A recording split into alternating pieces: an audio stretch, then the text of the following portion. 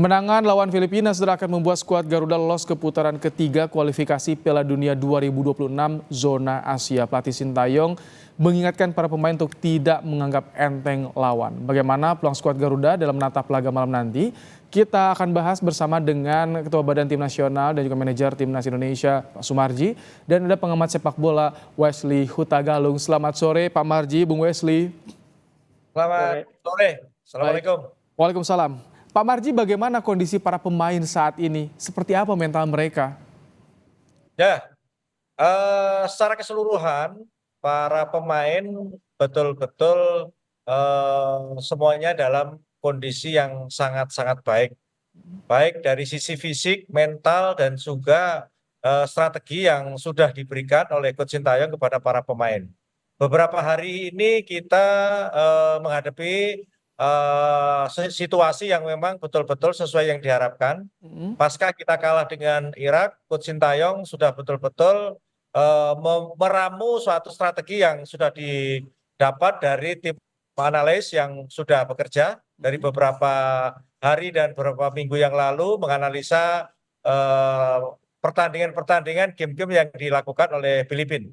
Oke. Sehingga dari apa yang analis yang disampaikan itu diberikan kepada anak-anak dan itu semua bisa diberikan dan diterima anak-anak dengan baik. Ini banyak yang menaruh harapan besar bagi timnas di malam ini. Ini bakal jadi beban tidak, Pak Marji, bagi anak-anak? Ya. Jadi kaitannya dengan itu yang pasti kan namanya juga kita menginginkan sesuatu yang boleh dikatakan pertandingan ini adalah pertandingan yang hidup dan mati. Artinya kita menginginkan pertandingan hari ini adalah pertandingan milik timnas Indonesia gitu dari segala hal gitu ya. Sehingga itu yang selalu kita berikan kepada para pemain motivasi agar jangan anak-anak terbebani. Oke. Dengan anak-anak terbebani maka itu akan menyulitkan tim itu sendiri. Karena apa? Kita berharap sekali kepingin kita menang dan kita lolos ke round 3. Amin. Ya, maka ini tadi meeting tim terakhir baru saja selesai 10 menit yang lalu juga kita tekankan kembali jangan sampai ada yang terbebani. Semua dikembalikan kepada para pemain agar para pemain semuanya bermain dengan tim, tidak perorangan. Karena kalau perorangan tentu semestinya gol tidak jadi gol. Maka yang diutamakan adalah bermain tim. Siapapun yang cetak gol tidak ada masalah, siapapun yang memberikan assist tidak ada masalah. Yang penting menang. Itu yang ditekankan kepada para pemain. Oke.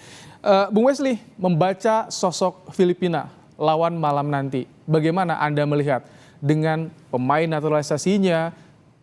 Siapa saja menurut Anda perlu diwaspadai nih dari Filipina, Bung Wesley?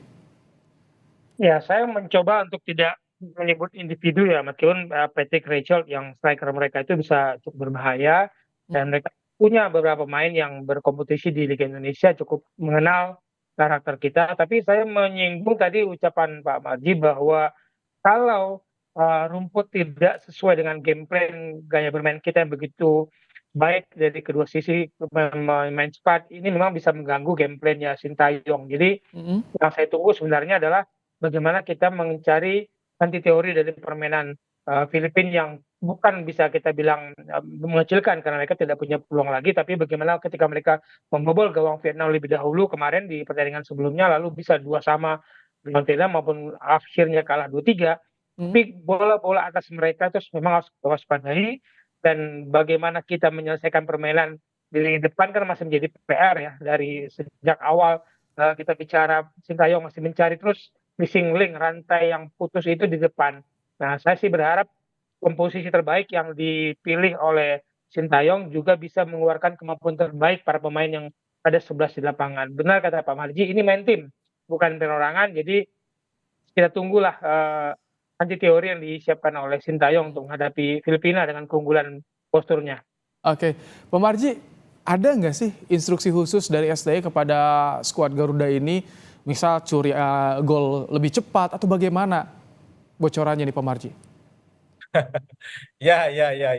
Sebenarnya dari awal kemarin pun ketika kita lawan Irak pun juga sama sebenarnya. Kita menginginkan terciptanya konversi gol ya lebih duluan gitu. Tetapi kan kita tahu bahwa ada sesuatu yang mungkin seperti tadi disampaikan Bung Wesley, ada sesuatu yang terputus. Nah, artinya itu jadi PR tersendiri. Maka untuk pertandingan kali ini itu yang betul-betul disampaikan kepada para pemain. Gol cepat itu adalah penting. Terus yang kedua, bekerja dengan tim itu jauh lebih penting. Sehingga siapapun yang bisa mencetak gol, bisa menciptakan assist itu adalah poin terpenting yang harus dijalankan dan dilakukan oleh para pemain.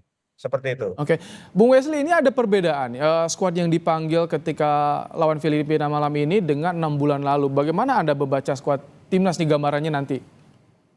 Belum rilis Ya, sih. makanya angin optimisnya kan karena kita lihat komposisinya udah mulai menemukan yang diinginkan oleh Sintayong. Jaitses masuk, kita tidak perlu takut kehilangan kapten kita Jordi Amat, tapi Jaitses menurut saya tidak jauh bisa bilang beda, maka kualitasnya saya anggap di atas itu bersama Rizky Ridho nantinya atau mungkin Hubner di kiri. Jadi komposisi yang kemudian ada Remangun, kemudian saya melihat semoga ya Bung Ibrahim, semoga Nathan dan Ivar Jenner ini bermain sebagai tandem dan di depannya Tom Haye untuk bisa membuat lebih produktif karena kita nekan dari awal ya, dan jangan lupa Filipina sebenarnya lebih sering kebobolan di babak kedua. Nah, pergantian pemain di babak kedua atau di menit 65 nanti biasanya krusial dalam sebuah pertandingan. Semoga kecepatan pemain-pemain pengganti kita ini bisa merepotkan Filipina. Oke, Pak Marji ada gambaran line up hari ini. Hernando gimana? Main nggak infonya nih, Pak Marji? Kita akan umumkan line up mungkin 30 menit lagi. Nanti pasti akan sudah tahu di media bahwa siapa-siapa yang akan dimainkan. Tapi bocoran dikit boleh, Hernando main nggak kira-kira? Satu aja Pak Marji.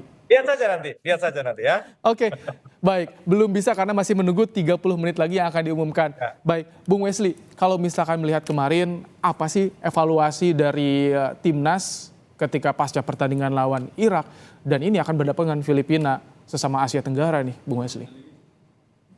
Menurut saya PR Sintayong itu bagi saya adalah menjaga konsistensi permainan mereka. Bagus di babak awal, harus juga bagus di akhir pertandingan. Jadi konsistensi ini yang belum kita dapat karena tim kita ini kan bisa dibilang chemistry-nya masih terus dicoba dibangun oleh Sintayong. Ini bukan chemistry yang sudah terjalin lama seperti halnya kalau Irak kemarin mereka bermain sudah lama meskipun banyak pemain yang tampil di Eropa dan kita harap mereka kemarin kepanasan karena kita main sore, tapi mereka sudah terjalin lama. Dan jangan lupa Mas Ibrahim, kan mereka berbicara dalam satu bahasa di dalam lapangan. Kita ini masih hati-hati karena chemistry ini terbangun dengan ketika bahasa ibu kita yang keluar dalam situasi cepat penuh tekanan itu kan betul-betul dimengerti oleh teman-teman ke sebelah. Jadi PR bagi Sintayong dan menurut saya ini menjadi titik perhatian, chemistry dan komunikasi. Untuk line up ya jelas ya, Pak Marji nggak mungkin 1 jam sebelum pertandingan juga biasanya belum dikeluarkan. Saya kira bisa kasih bocoran gitu ya, ternyata ya, masih ditahan juga Pak Marji. Pelatih Filipina akan mencari anti teorinya kalau sudah menemukan formasi, dia akan ubah formasi dia sendiri karena dia sudah membaca formasi kita. Pak Marji, kemarin ada beberapa yang disorot soal aklimatisasi, adaptasi, penyesuaian diri nih pemain yang baru bergabung. Kalau sekarang chemistry-nya bagaimana sih di tubuh timnas ini, Pak Marji? Jadi itu juga yang menjadi catatan kami semua bahwa karena ada beberapa pemain yang baru bergabung, contoh seperti Verdong juga baru bergabung, Jay juga datang terakhir. Tentu itu kan jadi sesuatu yang harus segera diakrabkan ya. Maka saya selalu sampaikan kepada para pemain dan tim pelatihan dan juga para ofisial, terutama para pemain sendiri ini agar betul-betul bisa membangun chemistry sebaik-baiknya. Waktu yang ada itu dipergunakan untuk berbicara, baik itu ketika latihan, di hotel, atau di mana saja dibiasakan untuk membangun chemistry. Karena semakin anak-anak itu terbangun chemistry-nya, maka akan semakin cepat mereka menyatu. Seperti itu. Itu yang menjadi catatan juga kaitannya dengan chemistry para pemain agar betul-betul segera untuk bisa menyatukan dirinya supaya tim ini betul-betul terbentuk mulai dari sekarang gitu, sehingga kedepannya insya Allah kita kalau melaju ke round selanjutnya itu sudah ada chemistry yang cukup kuat di tim ini, seperti itu. Oke, Bung Wesley, ini banyak yang ingin Indonesia lolos, menaruh harapan yang sangat besar bagi timnas. Bagaimana sih sebetulnya perbedaan nih babak ke kualifikasi ketiga di tahun ini dengan periode sebelumnya, seperti apa sih yang membuat ini beda, timnya atau seperti apa, Bung Wesley? Semakin banyak jumlah anggota FIFA, semakin banyak yang ikut kualifikasi, semakin berlapis-lapis pintu kita untuk mengetuk Piala Dunia di putaran final. Jadi kalau dulu pesertanya bisa hanya dalam 2 kualifikasi, sekarang nambah lagi, jadi harus disaring lagi. Dan peringkat kita di FIFA itu membuat kita masuk di saringan keberapa nih. Nah, kita kan sudah panjang saringan kita dan bukan tidak mungkin waktu yang kita miliki untuk saringan berlapis-lapis ini malah menguntungkan kita. Kenapa? Chemistry-nya kebangun, jumlah pertandingan semakin banyak, teman-teman pemain kita semakin sering berkumpul. Nah, itu yang membedakan dulu dan sekarang. Jumlah peserta banyak sekali dan lapisannya juga semakin tebal sehingga kita harus melewati berlapis-lapis. Nanti belum tentu juga kita kualifikasi 3 kan ada lagi saringan berikutnya. Jadi yang tadi juga saya menyinggung Pak Marji, seandainya pemain kita terus berkomunikasi, berbicara, saling mengenal, pas makan tidak pemain yang berbahasa Belanda saja, Inggris saja, Indonesia saja.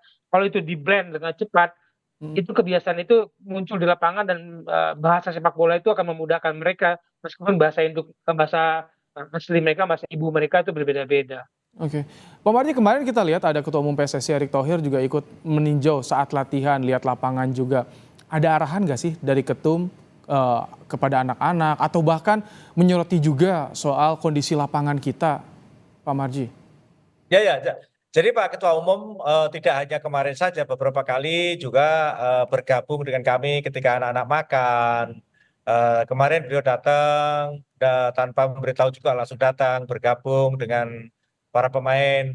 Nah, itu adalah bagian daripada tadi yang menjadi PR kita, supaya anak-anak terbangun chemistry yang lebih kuat lagi dengan dorongan-dorongan dari mana-mana agar supaya dijadikan satu gitu. Ketika chemistry itu terbangun di mana saja, maka akan enak itu. Tadi seperti Bung Wesley sampaikan, kita juga sudah buat aturan di ruang makan ataupun di mana selalu, oh ini satu meja itu bukan hanya pemain keturunan saja, tetapi selalu kita buat mix sehingga anak-anak itu cepat berbicara, cepat mengenal dan mereka cepat-cepat bisa menyatu di hatinya. Karena itu sebenarnya poin penting. Karena itu poin penting.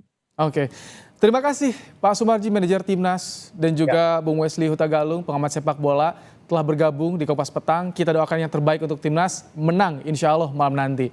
Terima kasih. Amin. Bung Wesley, Pak Marji.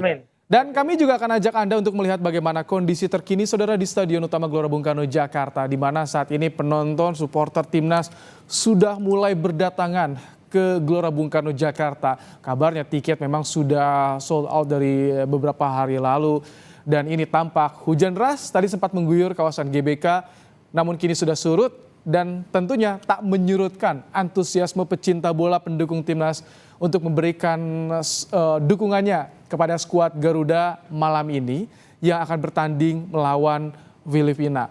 Tentu menjadi harapan besar bagi kita semua Indonesia bisa lolos ke babak ketiga kualifikasi Piala Dunia 2026 zona Asia.